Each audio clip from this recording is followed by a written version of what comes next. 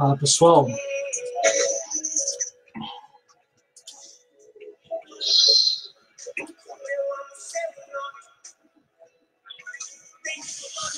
Boa noite, paz. Estava numa reunião na igreja até o presente momento e eu quero me desculpar aos irmãos pelos 3 minutos de atraso, mas vamos aguardar uns minutinhos só, porque o pessoal está chegando. E aí, dona Adelina, seu Laerte, como vão?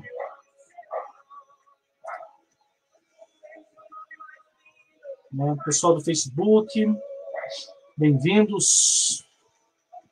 Glória a Deus. Vamos ficar à vontade.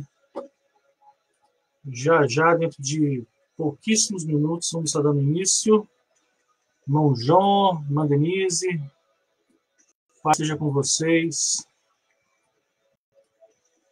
Estou acabando de fazer as devidas ligações aqui. Então, glória a Deus, estamos aí quase que começando. Paz a todos. Enquanto o pessoal vai chegando, acredito que, se assim o Senhor nos permitir, vamos conseguir vencendo esse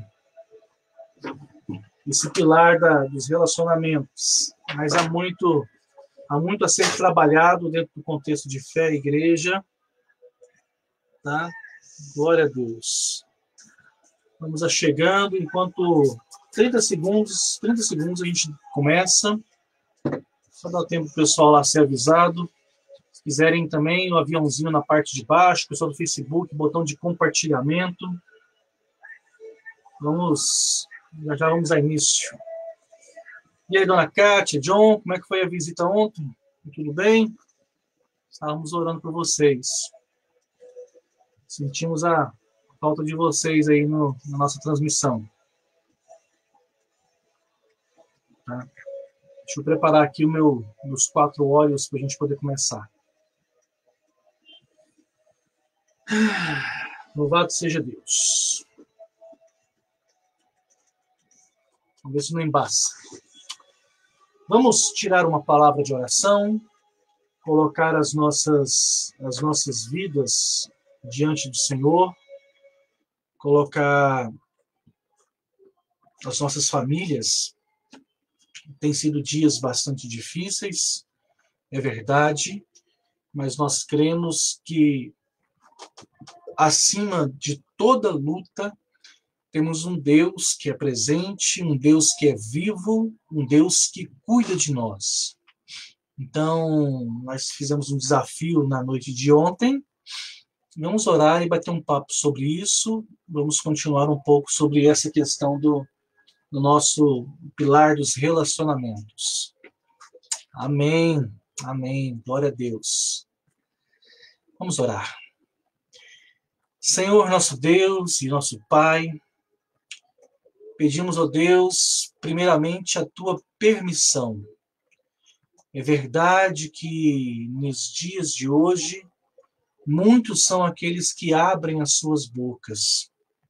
Mas nós não queremos apenas abrir nossos lábios, nossa boca. Queremos que, antes de tudo, seja o Senhor falando aos nossos corações. Por isso, meu Deus, eu oro por todos aqueles que ouvem e que ouvirão, para que tudo aquilo que não seja do Senhor seja lançado fora, para que tão somente, ó Deus, aquilo que venha em concordância com a Tua palavra, que seja algo debaixo da submissão do Espírito Santo do Senhor, que seja isso aquilo que possamos propagar. Deus, cremos que o Senhor tem uma vontade expressada para cada um de nós. E nessa noite queremos galgar mais um passo, mais um degrau, a fim de buscarmos que essa vontade, que é boa, perfeita e agradável, se cumpra em nossas vidas e na vida de todos aqueles que hão de ouvir essa mensagem, em nome de Jesus. Amém. Paz e boa noite a todos que chegaram, pessoal do Facebook, pessoal do Instagram, Irmã Maria da Graça, quanto tempo não nos falamos, né? faz alguns minutos, né? Mas, queridos, vamos recapitular, vamos nos sintonizar e vamos, então, continuar. Nós estamos no curso de mentoria online e essa mentoria chama-se 4 Pilares para uma Vida Abundante. Entendemos que vida abundante é a vontade de Deus para nossas vidas, mas nós primeiro definimos o que é ser vida abundante. Entendemos que Deus tem uma vontade para a nossa vida e essa vontade é a manifestação da sua glória em todos os quesitos. Então, nós também identificamos áreas da vida de um ser humano da qual ele passa por lutas, áreas dos quais se resumem todas as batalhas que esse ser humano tem na sua vida. São elas divididas em 4 partes, e nós entendemos que se nós pegarmos essas partes e colocarmos ela debaixo da vontade, debaixo da direção, debaixo do desígnio de Deus, iremos colher, uma vez que plantamos em Deus, a vida abundante. Então, nós lançamos esse desafio continua lançado. Se algum de vocês reconhecer qualquer tipo de luta, tribulação, provação em qualquer uma dessas áreas, outras áreas, nos participe. Mas nós dizemos que todos que passam por provação ou passam na sua espiritualidade, na sua vida espiritual, nos seus relacionamentos, na sua saúde ou na sua vida financeira. Trabalhamos com o pilar da espiritualidade, quase 8 horas de conteúdo e estão todas no YouTube. E estamos aqui paulatinamente trabalhando com o pilar dos relacionamentos. Eu não uso homem e mulher, casamento, porque quando eu falo relacionamento, tem a ver com eu e o meu próximo, seja lá quem for esse próximo. Eu quero, então, introduzir esse momento de hoje, mas só recapitulando a questão dos relacionamentos. Primeiro compartilhamento, falamos de quem nós somos, de quem nós somos em Deus e de quem Deus é em nós. Na segunda parte, nós falamos a respeito da santificação das nossas emoções. Depois falamos sobre redefinindo papéis. E nesse compartilhamento de redefinir papéis, nós trabalhamos com papel do propósito original de Deus para o homem e para a mulher. Falamos a respeito de algum posicionamento de hombridade bíblica, de hombridade, de masculinidade bíblica, de virilidade bíblica. Falamos a respeito de feminilidade, de feminina, né? Falamos a respeito do padrão de mulher, segundo o livro de Provérbios, capítulo 31, e desmistificamos o entendimento de que muitas pessoas acham que para a mulher, quando ela vem para a fé cristã, ela precisa ser um capacho do seu marido, e todas as vezes que um homem subjuga uma mulher, na verdade, ele está evidenciando a sua emasculação, a sua fragilidade, a sua insegurança e a sua falta de argumentos. Então, como eu disse, o padrão de masculinidade bíblica é a pessoa de Cristo. Se não for algo vivido, deve ser, no mínimo, algo buscado por cada homem na face da terra que entende a revelação de Jesus. Consequentemente, a forma como Cristo tratou e como a Bíblia apresenta as mulheres também deve ser um referencial de feminilidade, de mulher. A Bíblia, eu e você como cristão, independente de sermos homem ou mulher, nós precisamos crer naquilo que os reformados chamam de sola scriptura, tradução, somente a Escritura. Nós precisamos crer que a Escritura Sagrada, a Bíblia, ela falamos isso lá no início, palavra de Deus para as nossas vidas. Sendo assim, se eu e você tiver um problema de espiritualidade, a resposta está na Bíblia ou nas orientações a partir da Bíblia. Se eu e você tiver um problema com qualquer relacionamento, seja ele em qualquer nível e com qualquer tipo de pessoa? A resposta está na Bíblia, porque a Bíblia ela é cristocêntrica e Cristo ele é o nosso modelo. Cristo é o nosso padrão. O que Cristo fez, o que Cristo viveu, o que Cristo falou e como essa revelação de Cristo ela foi aplicada na vida dos seus apóstolos, dos seus discípulos, como eles vivenciaram essa fé naquilo que chamamos igreja do primeiro século, que é a igreja que caminhou com Jesus e pós a morte de Jesus. Então nós entendemos já que qualquer que seja a adversidade ou problema ou luta, sabemos para onde olhar, sabemos para onde ouvir, e a partir dessa voz é que nós então vamos abordar os temas que nós propusemos abordar. Falamos sobre papel do homem, papel da mulher, falamos ontem sobre a questão da homossexualidade.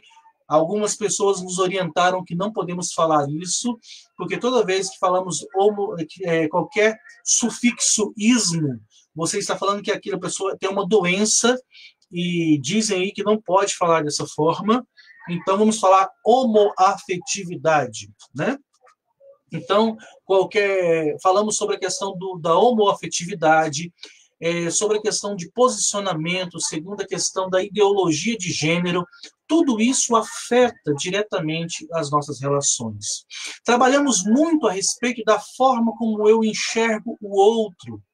E isso é importante para mim, para você como cristão. Como que nós vemos o outro, como nós enxergamos o outro, como o outro qual é o valor do outro para mim, qual que é o valor do outro a partir da minha revelação bíblica. Nós que estamos em Cristo, a revelação de Cristo precisa redefinir a nossa forma de pensar e de ver. Eu não posso ver o outro a partir da minha herança familiar. Eu preciso que a revelação, a morte e a ressurreição de Jesus redefina as minhas relações. Então, volto a dizer, nós precisamos olhar para Cristo, e eu vou sintetizar, eu acredito que a gente vai conseguir até finalizar o pilar dos relacionamentos. Tem vários outros tópicos que a gente quer abordar com vocês, mas vamos lá. Toda forma como eu relaciono com o outro, ele precisa ser uma resposta da forma como Cristo ele se relaciona comigo. Toda forma como eu cuido, eu intercedo, eu oro, muitas vezes até como eu exorto o outro, necessariamente precisa ser uma resposta, e tudo é fé, uma resposta partindo da fé de como Cristo se relaciona comigo. A partir do momento em que eu centro no trono decisório da minha vida, que eu assumo a posição de protagonista da minha própria existência, e eu deixo de lado a revelação de Cristo e a existência de Cristo Jesus, todos os meus relacionamentos estarão prejudicados, estarão sentenciados a falir. Por que os relacionamentos hoje são tão frágeis? Porque não existe uma clareza da presença de Deus na vida das pessoas, na vida do casal. Por que hoje um homem ele é capaz de tratar a sua mulher de uma forma que ele não glorifica a Deus? E eu vou abrir um parênteses nesse sentido. Segundo a literatura reformada, os reformistas, temos uma coisa chamada Catecismo de Westminster. Nós que somos evangélicos, muitas vezes nós demonizamos algumas expressões que são usadas muitas vezes pelo católico, né? Então, uma dessas palavras é a palavra catequese, que na verdade quer dizer ensinamento, né? Eu estou usando aqui uma Bíblia que eu ganhei de presente, chamada Bíblia de Estudo de Genebra. E um dos estudos que nós temos aqui no final, não sei se vocês vão conseguir, mas chama-se Catecismo Maior de Westminster. O dia que eu descobri que o Catecismo Maior de Westminster ele foi criado para ensinar crianças, eu fiquei conflitado alguns dias. Porém, no Catecismo Maior, ele tem a primeira pergunta, e essa primeira pergunta ela define toda a nossa existência e ela impacta diretamente os nossos relacionamentos. Diz assim: da finalidade do homem, da existência de Deus e da veracidade das Escrituras.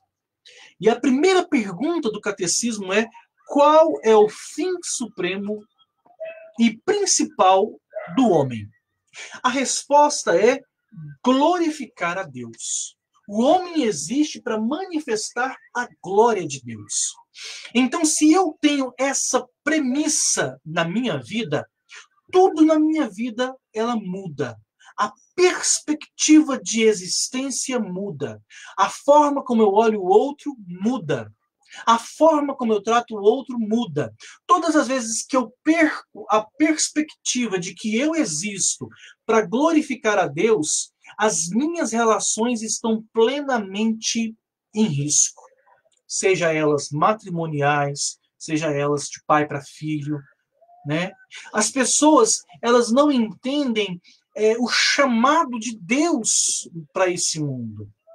Então, o que frustra relacionamentos? O que quebra os relacionamentos? O que faz com que os relacionamentos sejam quebrados? E novamente, eu estou generalizando relações. Eu falo de relacionamento de pai para filho, eu falo de relacionamento de filho para pai, entre esposo e esposa, entre famílias, entre patrões.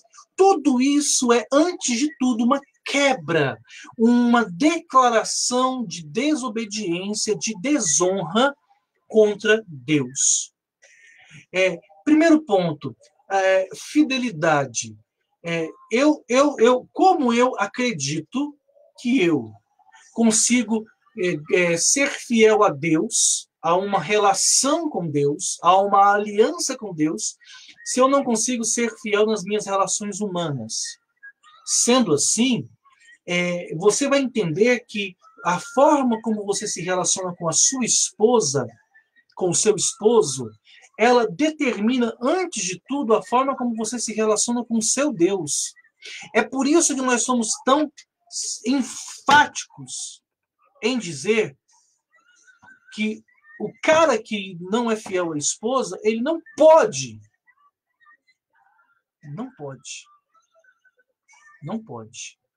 liderar na igreja. Porque o cara que trai a esposa que trai o cara, eles não terão temor algum com as ovelhas de Jesus. Entendeu? É princípio básico, é coisa base. Como que a gente vai permitir, como que uma pessoa vai conseguir servir a Deus de uma forma que Deus se agrade, se ele não honra os seus pais? Então, tem muita gente que vem para as igrejas e vem para a fé e querem viver uma vida abundante quebrando princípios. Meu irmão, se você está afim, minha irmã, se você está afim de quebrar princípios, saiba que você vai estar numa jornada solitária. Deus não tem compromisso com você em nada. Nada. Você pode ir para a igreja, chorar, rupiar, derramar, dizer que o céu desceu na terra.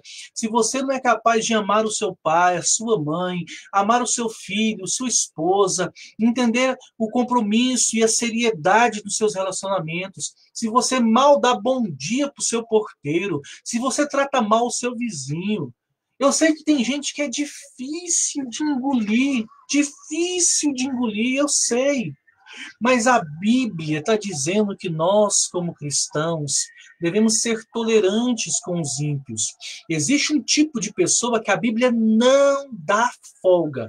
A Bíblia não está nem aí para esse tipo de pessoa. A Bíblia diz que esse cara, existe um tipo de pessoa que você não pode nem andar junto.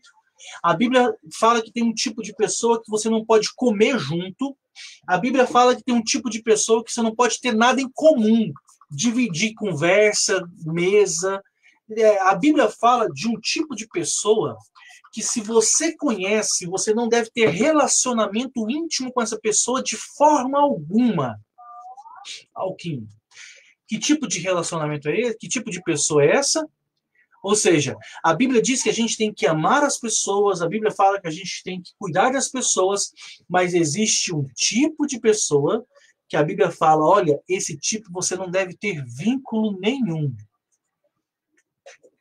E acredite que é o que a gente mais faz ou deixa de fazer. A Bíblia fala que é o tipo de pessoa que, se dizendo crente, age como não é. Ou seja, né? E aí vem os irmãos hoje, né? A teologia dos coaches dos dias de hoje, né? E diz que a gente não pode julgar o irmão, que a gente não pode. Claro que pode, tá? Ou seja, a Bíblia diz que com esse tipo de pessoa que, se dizendo cristão, ele é idólatra, ou seja, um cara que diz que é crente, mas na verdade ele não é crente. O cara que diz que é crente, mas que vive como não sendo crente. Ou seja, a Bíblia diz que esse tipo de pessoa a gente não deve nem ter nada em comum. Forte, né? Ou os outros tipos de pessoas, aqueles aqui a gente faz as coisas justamente o inverso do que a Bíblia diz e às vezes fica reclamando da colheita. Queridos, se a sua semente não é boa, princípios são sementes. Se a sua semente não é boa, a sua colheita também não vai ser boa. Então, você precisa ter princípios para ter relacionamentos saudáveis. Você não é obrigado a viver, relacionar ou estar com gente que realmente não, mas existe um grupo e um tipo de pessoas que a Bíblia fala, olha, esse tipo de pessoa você não deve andar, que é o cara que está dentro da igreja, né? E você, né? Estou procurando aqui o versículo. Que é o cara que está dentro da igreja e você acha que ele é. A Bíblia está falando que a gente não deve se associar com esse tipo de pessoa. É forte, né? É muito forte, queridos. Agora, o grande problema nosso é que a gente é muito seletista quanto a isso. A gente prefere antes não se indispor com uma pessoa, mas em contrapartida a gente está comprando uma briga com Deus, a gente está se indispondo com Deus todos os dias por causa de pessoas que não têm o mínimo compromisso conosco, com a nossa família.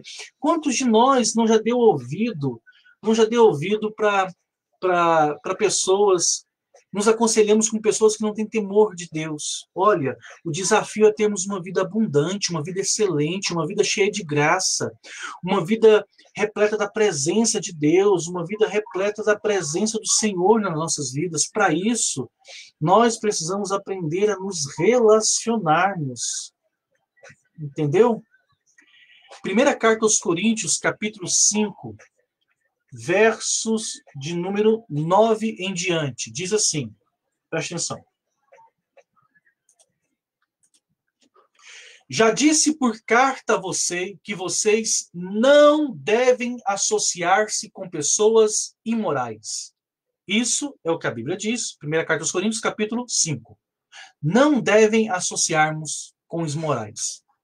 Com isso, não me refiro aos imorais desse mundo, nem aos avarentos, nem aos ladrões, ou aos idólatras. Se assim fossem, vocês precisariam sair do mundo.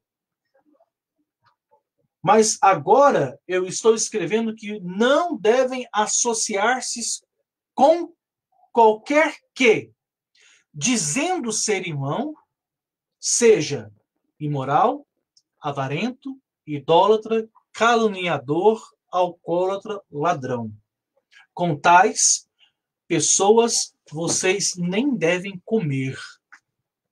Ou seja, a Bíblia está dizendo que as pessoas que não confessam a nossa fé, Elas precisam ser alvos da nossa misericórdia, mesmo que elas estejam numa condição de pecado, de vício, mas que, em contrapartida, nós deveríamos ser bastante rígidos com aqueles que congregam, que confessam a mesma fé, mas eles não desejam mudar de vida.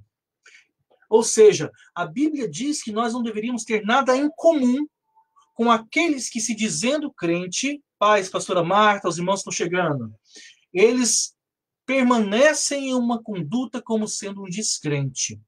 Então, diante disso, é que nós estamos afirmando, e eu queria ser bastante claro, as suas relações, a forma como você se relaciona com as pessoas, ou antes, a forma como você permite que esse relacionamento ele impacta a sua vida, a sua fé, determina muito mais a sua fé do que você imagina.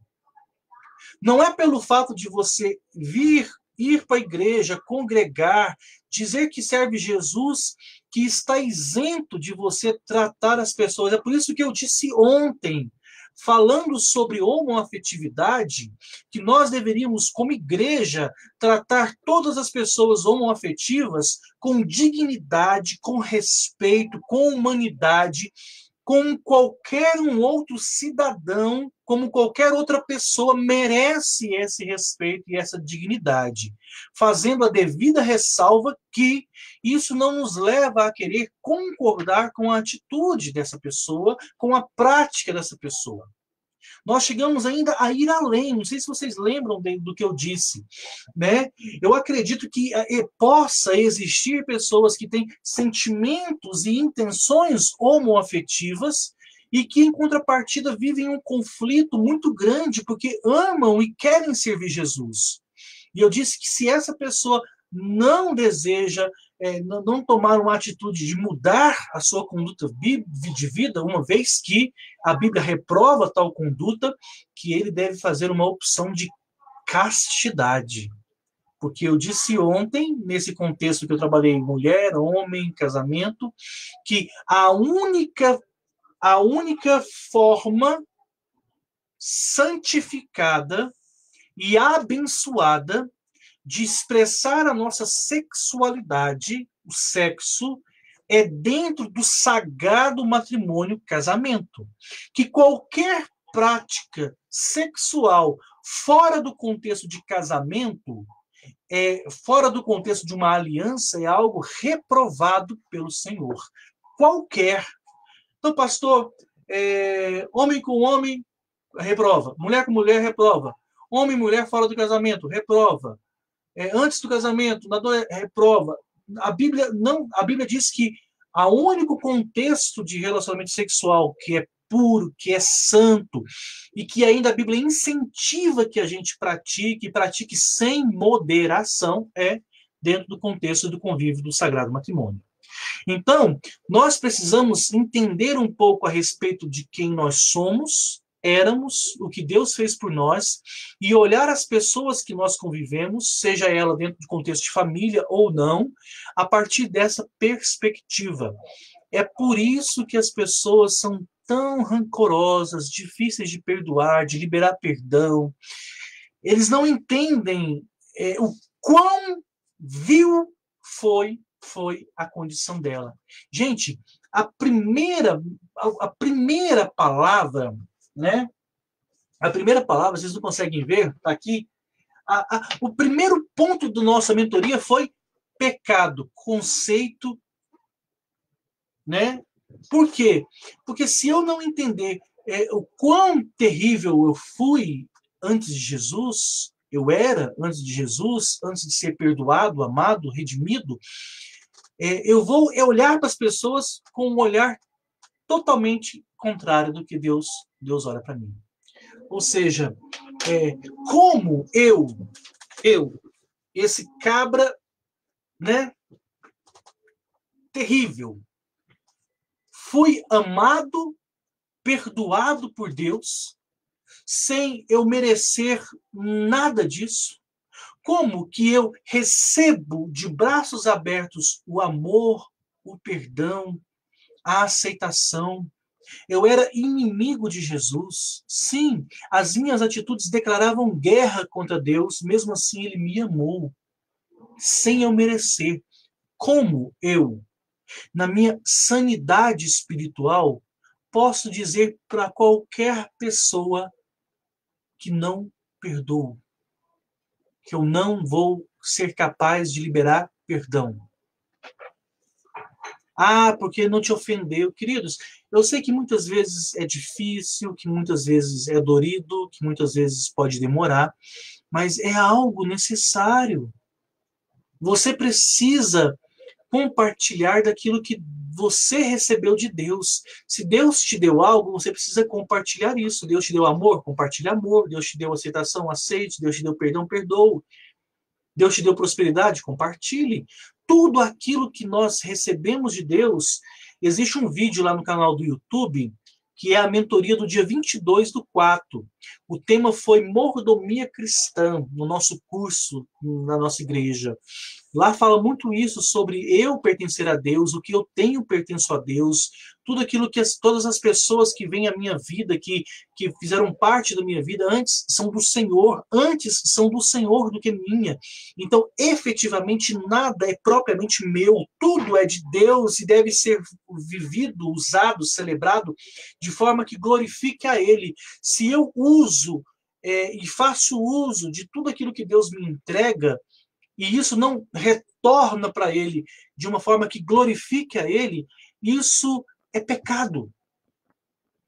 Então, eu sei que existem muitos contextos divergentes, poderemos tratar isso em uma outra oportunidade, mas se Deus te deu uma esposa, um esposo, e eu sei que nem sempre o nosso melhor é suficiente, existem muitas pessoas verdadeiras, existem muitas pessoas que são honestas.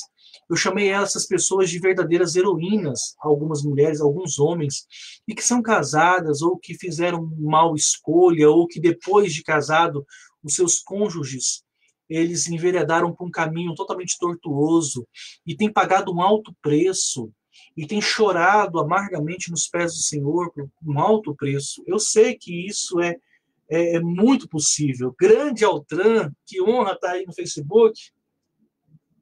Bem-vindo, em nome de Jesus, viu? Que alegria. Então, nós precisamos entender que a forma como nós relacionamos com o outro diz muito mais da minha fidelidade com Deus do que qualquer presença constante na igreja. A fé, a verdadeira espiritualidade, ela não é manifestada naquela 1h30, 2, talvez um pouco mais de culto por semana. A verdadeira espiritualidade do crente, ela é vista na forma como nós tratamos o outro, como nós relacionamos com o outro. E eu quero dizer para você o nível disso para você não estereotipar, se é que essa palavra existe, né? Eu tenho um pastor que foi professor meu no seminário, um cara que eu admiro muito, quem sabe esse vídeo chega até ele um dia, e ele me disse que ele estava no centro de uma cidade e ouviu um grito no semáforo: pega ladrão, pega ladrão, pega ladrão. E ele olhou para o retrovisor assim, ele olhou e viu o ladrão vindo no rumo do carro. E ele mirou o ladrão e o ladrão veio, e quando o ladrão estava pertinho da porta, ele abriu a porta. O que aconteceu? Pegou esse moleque, mas deu tanto de supapo nele. Isso, devolveu a bolsa para a dona e levou ele para a delegacia e prendeu o cara.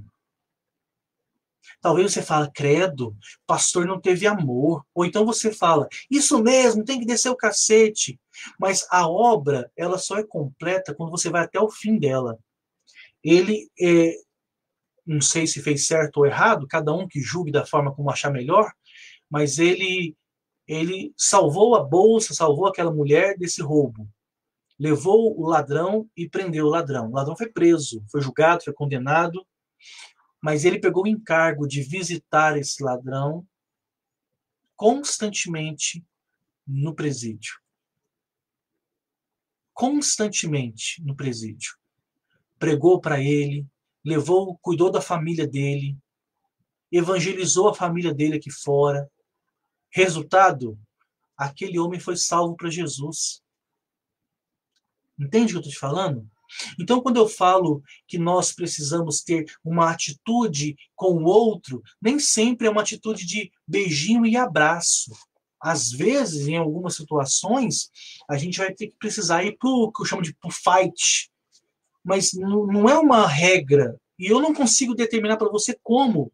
O que eu posso te dizer é que, às vezes, nós vamos precisar tomar atitudes extremas diante de situações extremas, mas que deve ter bastante temor de Deus. Mas como Charles Spurgeon sempre diz, é sempre tempo de fazer aquilo que é certo. Entende isso? É sempre tempo de fazer aquilo que é certo.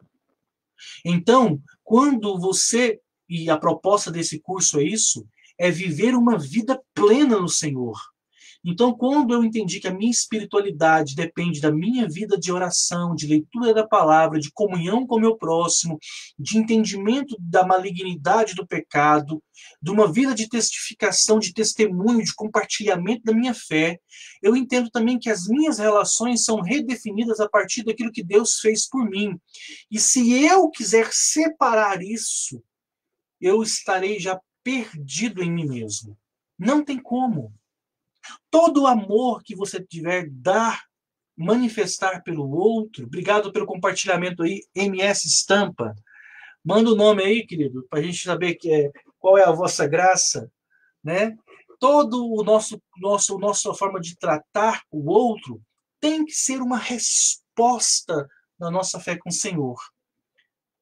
Tudo aquilo que não é feito por fé ou mediante a fé é pecado. Em que sentido? Tudo é resposta. Quantos de nós não vivem numa família e carrega anos o peso de uma mágoa, de um ressentimento profundo no coração, não consegue liberar perdão, sempre está ofendido, sempre está na defensiva, sempre está no contra-ataque, pronto. A gente não baixa as guardas. Medo de quê? De ser ferido? O seu Cristo morreu de braços abertos diante de 2 ladrões por você. O que você não pode fazer por ele? Jesus sofreu tudo no seu lugar. O que você não pode fazer por ele? Então, eu entendo que o avivamento, ele parte do entendimento da entrega de Cristo. E o avivamento, na verdade, é a grande manifestação de gratidão.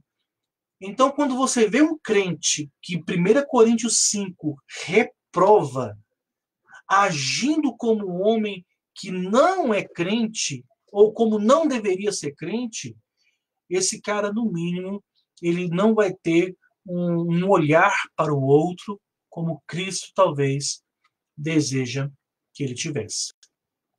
Um olhar de compaixão, um olhar de amor, um olhar de cuidado, quando necessário, um olhar de repreensão e dura repreensão.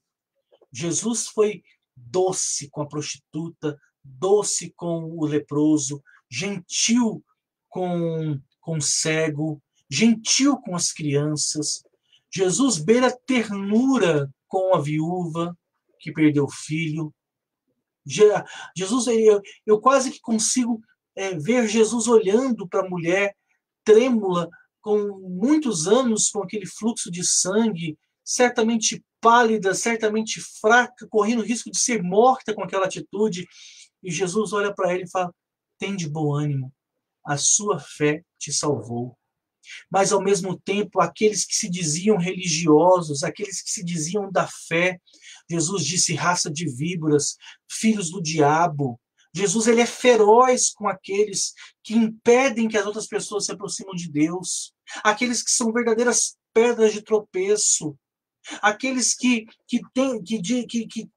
acham que dominam a revelação de Deus e não têm misericórdia com o outro.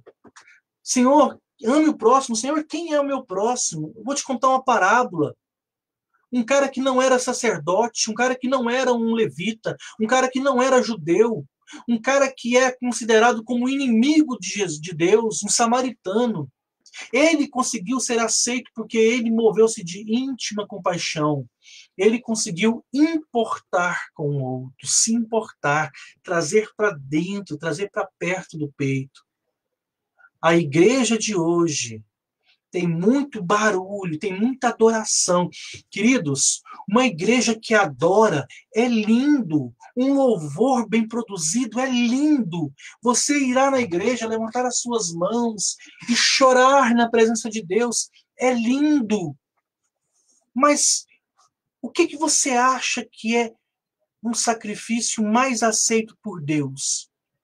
Você estar dentro de um templo com louvor, luzes, cara, eu sonho com isso na igreja. Humanamente eu desejo ter todo ali luzes, sabe? Humanamente eu quero isso. Eu não vou ser hipócrita para você, mas eu tenho consciência, clareza que o meu Deus, o seu Deus, qual que você acha que é a adoração mais aceita para Deus? Estarmos na igreja dizendo: Tu és santo, alvo como a neve, ou um cara que verdadeiramente chora pelo perdido? Um cara que está aqui comendo e ele para e a sua mão não consegue ir na boca porque ele lembra que lá em Guiné-Bissau as pessoas estão com fome. Um cara que vai comer, mas a consciência dele é ferida porque lembra que os missionários da África estão passando necessidade. E isso corta o coração dele. Um cara que entende que ele está dentro de uma igreja, num contexto de segurança e conforto, mas que a fé dele vai ser provada é no dia a dia dentro da sua casa, é no seu amor pela sua família, é no seu trabalho. Tem muito crente que quer ser pregador dentro da empresa, menos um funcionário que dá testemunho. É um crente que falsifica documentos, é um crente que falsifica pontos, é um crente que rouba, rouba tempo, rouba dinheiro, mente, engana, trapaceia. É isso. É catecismo de Westminster, catecismo maior. Se você tiver o desejo, eu tenho ele em formato digital, eu te mando. Pergunta número 1. Qual que é o propósito do homem? Trazer glória para Deus. Os seus relacionamentos precisam glorificar. E aí tem muita gente que quer ser espiritual demais, divino demais. Eu vou... A Josi acabou de entrar. Ela fala que tem gente que quer ser o espiritual número 0, antes do primeiro, né? O cara quer o suma-suma.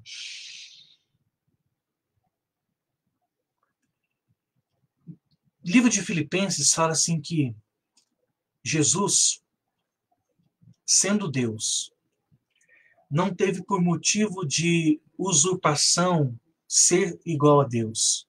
Antes, ele se esvaziou e se tornou homem.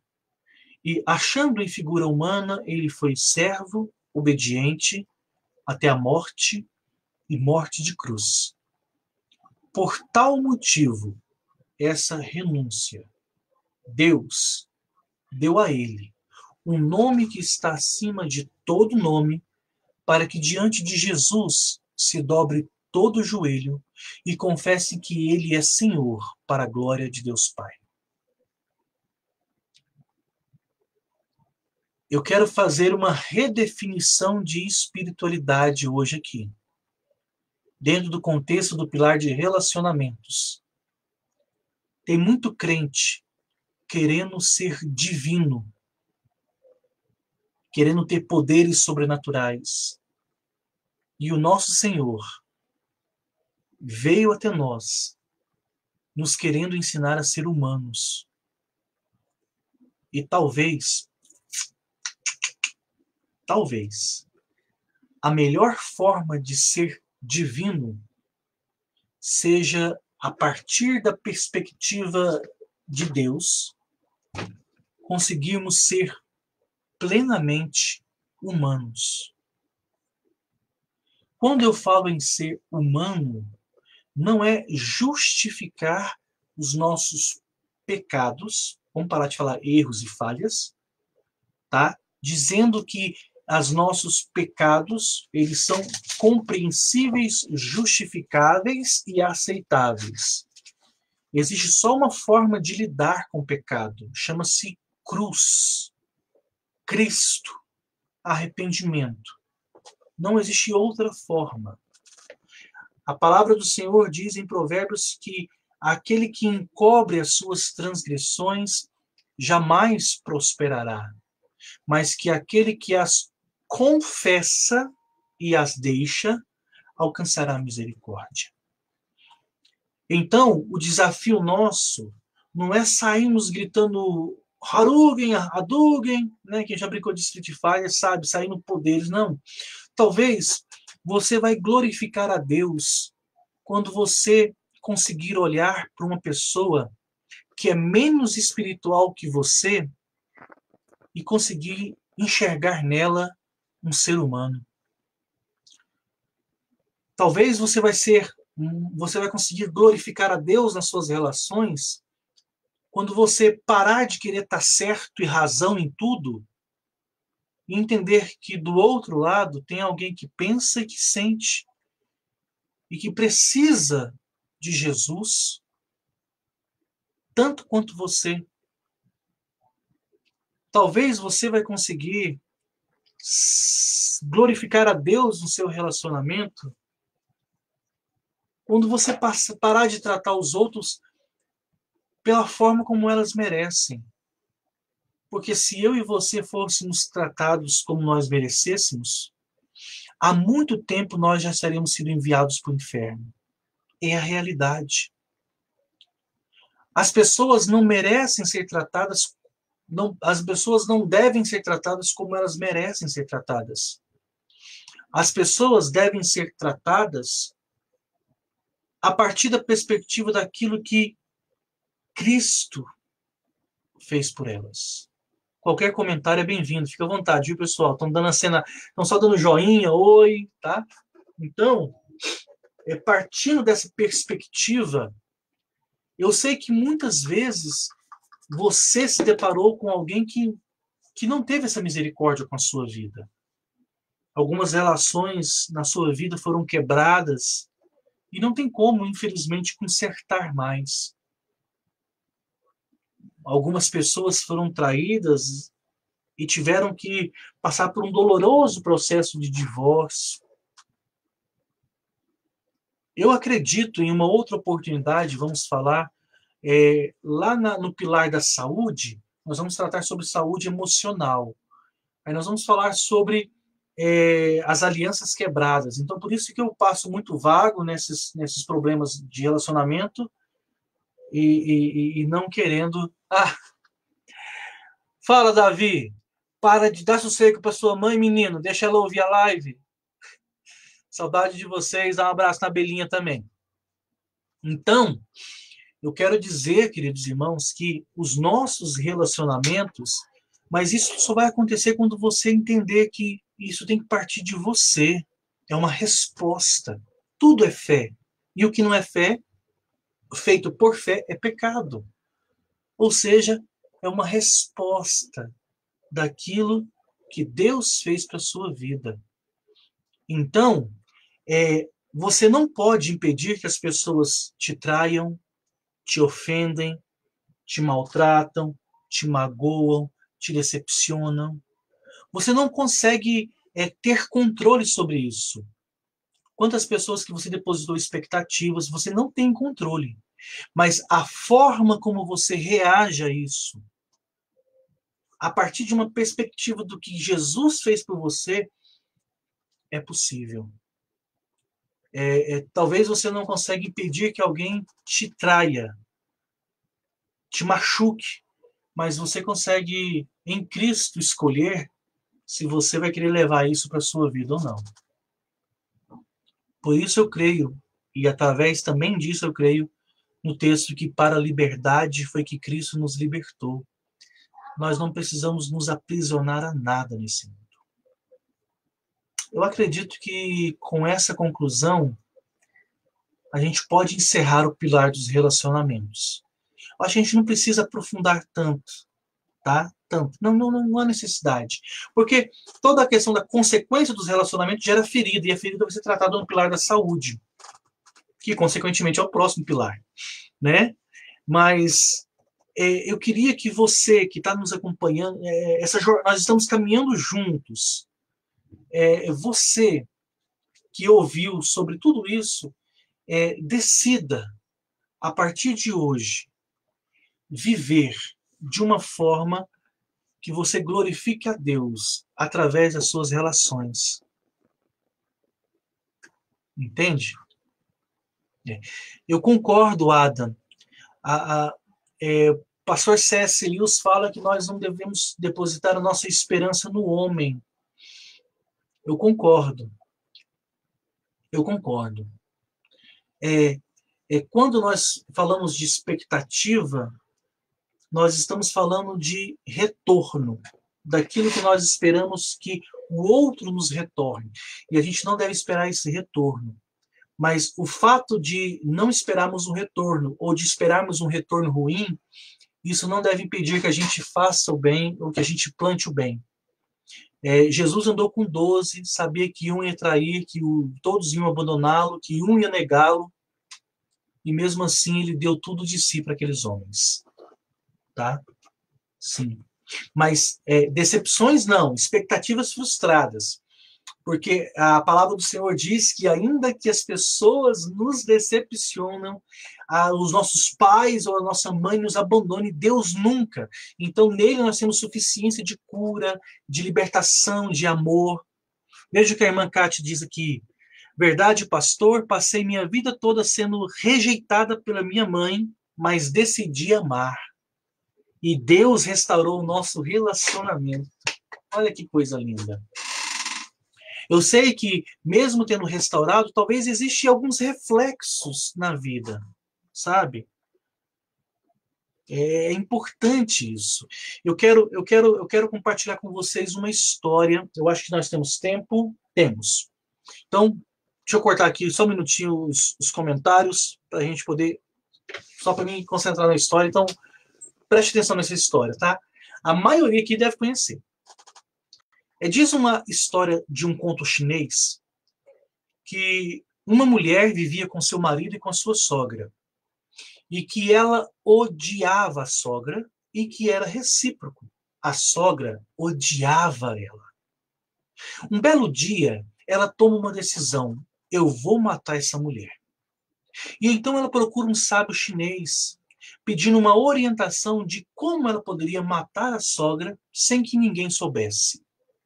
O sábio chinês pega um pouquinho de veneno e coloca para ela e entrega para ela e diz: olha, todas as noites, todos os dias, quando você for fazer comida, coloque esse veneno e dá para sua sogra. Com o passar do tempo, ela vai morrer de causas naturais.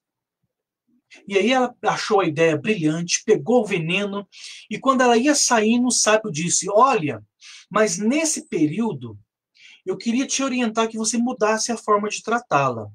Porque se vocês continuarem em pé de guerra e ela morrer, mesmo que seja de causas naturais, podem suspeitar de você. Ela gosta do plano, ela aceita o plano e ela vai embora pôr o plano em prática. Alguns meses depois, ela entra desesperada naquele lugar, chorando, chorando, e o sábio assusta, fala assim: o que foi? E ela disse: lembra quando eu entrei aqui e pedi para o senhor uma forma de matar a minha sogra, o senhor me deu veneno? Ele disse: lembro. Então, a partir daquele dia, todos os dias eu colocava veneno na comida dela. Mas eu fiz o que o senhor disse, eu mudei a forma de tratar. E a partir do momento que eu mudei a forma de tratar a minha sogra, as coisas lá em casa mudaram. Aquela mulher deixou de ser um demônio na minha vida e passou a ser como uma mãe. Naquele momento, o sábio deu uma gargalhada, a mulher assustou, e ele, rindo, disse para ela: menina boba, aquilo não era veneno. Aquilo, na verdade, era vitaminas. O verdadeiro veneno estava no seu coração. Quando você decidiu tirá-lo, tudo mudou. Na vida, a gente sempre tem que olhar com o outro a partir da perspectiva da nossa relação com Deus. Sim, nós não merecíamos ser amados, nós não merecíamos ser perdoados, nós não merecíamos ser aceitos. Mesmo assim, Deus nos amou, perdoou e aceitou. Como que nós devemos nos relacionar com as outras pessoas? De uma forma que a relação com essas pessoas sejam mulher, esposo, filho, sogra, sogro, tia, cachorro, vizinho. Elas precisam entender que Cristo através de você, não você. É difícil perdoar? Sim, quando eu estou reinando no meu coração. Agora, quando é Cristo a partir de mim, ele perdoa. É difícil amar? Sim, mas quando Cristo me ama, eu entendo. Como eu posso amar a pessoa difícil? Acredito que com esse final, e algumas pessoas aqui estão me ouvindo há mais de 4 horas, tivemos uma reunião antes e uma outra conversa antes, já estamos quase 4 horas juntos aqui, mudando de transmissão, mudando de plataforma. Pilar dos relacionamentos. Como viver uma vida abundante nos relacionamentos? Entendendo que Deus me chamou você, para que nós glorificássemos a Ele, através das nossas relações. Tudo é resposta, tudo é por meio de fé. Então, quando você for relacionar com as pessoas, sejam elas quem forem, e em quais condições forem, lembra quão difícil foi para Cristo te perdoar e te amar. E nunca vai ser difícil para você lidar com o outro. Amém? Temos 1 minuto. Perguntas. Alguém quer mandar uma pergunta? Manda uma pergunta. Vou abrir essa oportunidade durante 1 minutinho. E em seguida vamos encerrar a nossa transmissão. Já passou 1 hora. Incrível. Incrível, incrível, incrível. Tá? Finalizamos com isso o segundo pilar. Se eu não me engano, estamos indo para a 13ª transmissão. São mais de 12 horas e meia de conteúdo. E vamos entrar agora no pilar da saúde. Iremos trabalhar com conceitos, redefinições, saúde física, saúde mental. Vamos trabalhar um pouco sobre isso, vamos quebrar alguns paradigmas, venha disposto a redefinir a forma como você enxerga o mundo, tá? Já que não temos perguntas, eu vou soltar só uma bomba aqui, tá? Gostinho de quero mais para a próxima transmissão. E vamos encerrar assim, hein? Nós que somos crentes, afirmamos que beber e fumar é pecado. Não estou dizendo que não seja. E dizemos que isso é pecado porque é uma droga, é ilícito, e que isso faz mal para a saúde. Mas mesmo assim, a maioria de nós come igual um cavalo besta. Não somos viciados em bebida alcoólica, mas somos viciados em refrigerante, em café. A maioria dos cristãos são glutões, e a Bíblia condena a glutonaria.